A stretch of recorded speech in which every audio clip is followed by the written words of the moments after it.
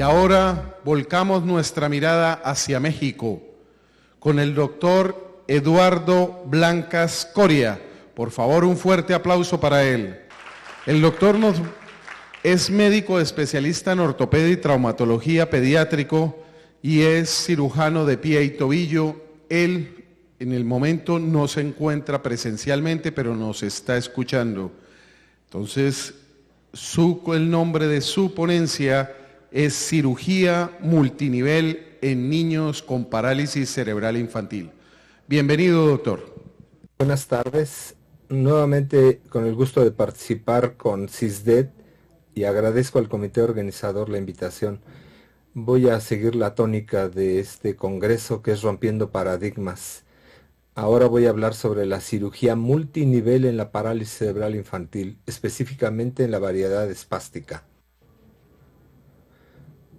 De entrada tenemos que definir qué es la parálisis cerebral infantil.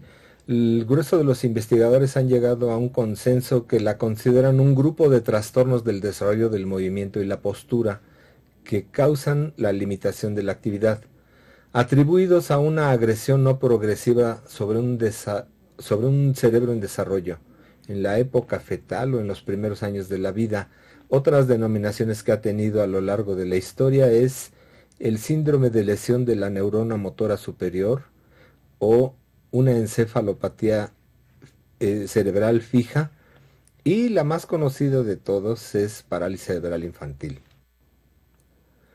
La parálisis cerebral infantil se considera la primera causa de consulta en la ortopedia pediátrica. Esta es una patología muy incapacitante y la etiología es múltiple. La Organización Mundial de la Salud calcula que hay alrededor de 17 millones de personas con PCI, el 10% de todas las discapacidades que existen. Las organizaciones que se dedican al cuidado de estos niños calculan que 1 de cada 323 niños vivos la padecen. Obviamente es más importante en los países subdesarrollados por los sistemas precarios de salud.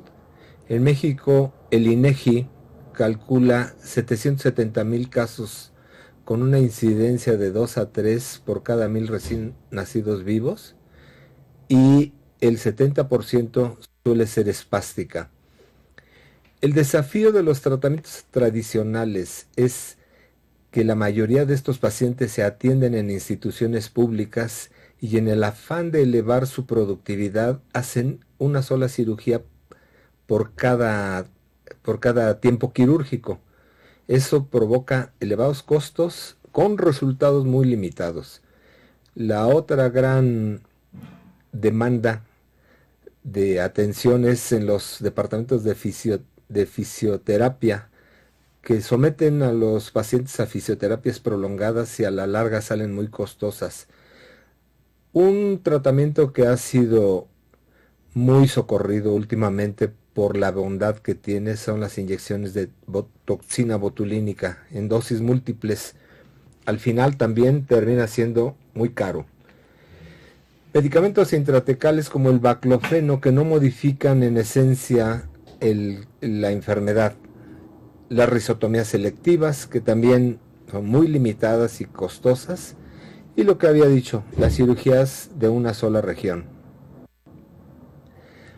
El trastorno motor de la parálisis cerebral se acompaña de problemas sensoriales, problemas cognitivos, de la comunicación, perceptivos, de conducta y en muchos casos presencia de epilepsia.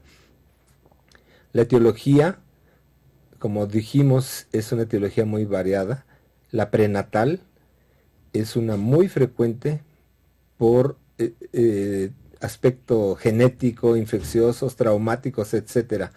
La otra es la prematurez. Volvemos a tocar aquí el problema de los países subdesarrollados.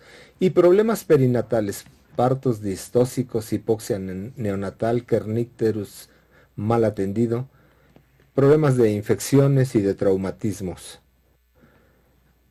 En la historia natural de la parálisis cerebral infantil, si no se les hace nada, al principio el bebé puede estar fisiológicamente bien, pero el no hacerle nada implica que va a ir haciendo contracturas articulares, luxación de esas articulaciones, van a presentar deformidades rotacionales, discrepancia en la longitud de las extremidades, en muchos casos escoliosis y en otros retraso psicomotor y retraso mental. Entonces el concepto que yo vengo a exponer aquí es el hacer la cirugía ortopédica multinivel. Me he dado cuenta que esto, así como conclusión, al final mejora la movilidad y la calidad de la vida.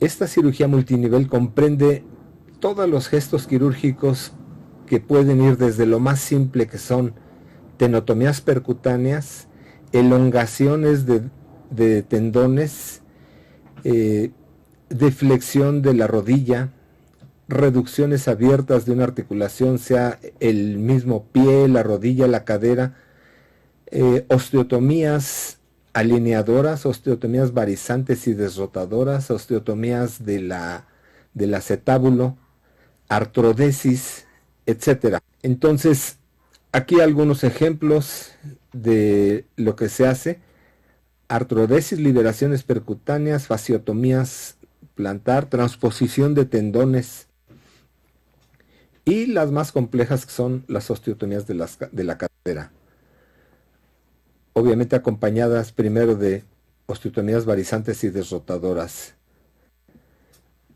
El concepto de esta patología, de cómo la manejo en esta cirugía ortopédica multinivel, es que me permite actuar en varias articulaciones del mismo lado en un solo movimiento quirúrgico.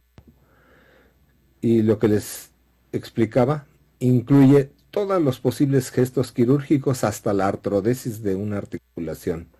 Los beneficios: mejora la movilidad y la postura del paciente, facilita su transporte y el desarrollo de la vida diaria. No es lo mismo tener a un niño acostado con deformidades a tener a ese mismo niño con una capacidad de poderlo sentar en una silla de ruedas para trasladarlo, y reduce el número de cirugías. La lesión inicial, como vemos, aunque sea una tenotomía percutánea, va a desarrollar una respuesta inflamatoria en el organismo, con la formación de coágulos y una migración de células que vienen a reparar el tejido que estamos dañando mediante la liberación de agentes quimiotácticos y angiogénesis y regeneración. Las etapas, en síntesis, fue la primera, que fue la etapa de inflamación. Luego viene una etapa de proliferación donde existe una síntesis de colágeno y matriz extracelular, y la etapa de remodelación. Disminuye esa vascularidad y celularidad y se van transformando las fibras de colágeno en fibras más fuertes. Esto es parte de la explicación fisiológica de lo que vamos considerando en la regeneración de los tendones, que es uno de los gestos quirúrgicos más socorridos en estos casos. Las siguientes etapas de remodelación, con la primera etapa, que es la de consolidación, y luego una de maduración, y finalmente la etapa de remodelamiento. En este estudio revisé 260 pacientes, incluyendo 150 en todos los grupos de edad, con diferentes niveles de discapacidad motora. En total se hicieron 1,746 cirugías, en algunos niños obviamente cirugías múltiples. Los resultados: los pacientes mostraron una mejora significativa en su movilidad, marcha y capacidad cognitiva.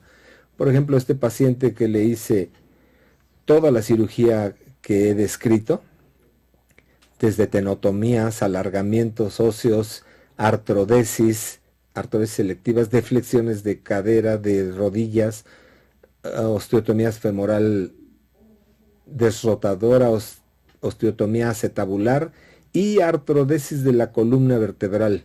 De estar acostado en cama, que no lo podían trasladar ni dos personas, finalmente él se puede mover solo en una silla de ruedas, y mejoró tanto la capacidad cognitiva que fue capaz de titularse. Hay otros pacientes en los que, como él, con una cuadriparesia espástica, logró estar en silla de ruedas. Este otro paciente, con una paraparesia, y con varias deformidades, tuve que hacerle lo mismo, caderas, rodillas y tobillos. Es independiente, se maneja sola y también con una gran capacidad intelectual. En ella, pues es un logro que se pueda salir de su misma silla de ruedas de forma autónoma, caminar y hacer su vida. Prácticamente ya no necesita el cuidado de la mamá. Esa es pues una satisfacción para este tipo de cirugías. Esta niña, por ejemplo, que estaba considerada como un retraso mental severo, una vez que se le deflexionaron las rodillas, se hicieron artrodesis de los pies y se pudo sentar, ella empezó a hablar. Al principio empezó a reconocer a su mamá y poco a poco empezó a emitir las palabras más elementales como agua, quiero, pipí, etc. Finalmente, la conclusión es que la cirugía de multinivel mejora la destreza locomotora y las funciones cerebrales superiores en los pacientes con parálisis cerebral infantil que se considera severa. El impacto familiar ayuda a trasladar a la paciente y la misma familia no se desintegra. Y finalmente, una cosa muy importante, se puede implementar en todas las instituciones de salud públicas. ¿Cómo explicar todos esos cambios de que un niño considerado con un retraso mental severo empieza a hablar? Pues es gracias a la plasticidad cerebral, en la que cuando ponemos a un niño que estaba volteado hacia la pared y lo ponemos a que vea el mundo de frente, los estímulos visuales que le entran o los estímulos por el oído lo hacen que vaya él intentando comunicarse. Eso es regeneración y reparación. Bueno, eso es todo lo que traigo por ahora. Espero los motive y que se puedan implementar estos conceptos en las instituciones de salud.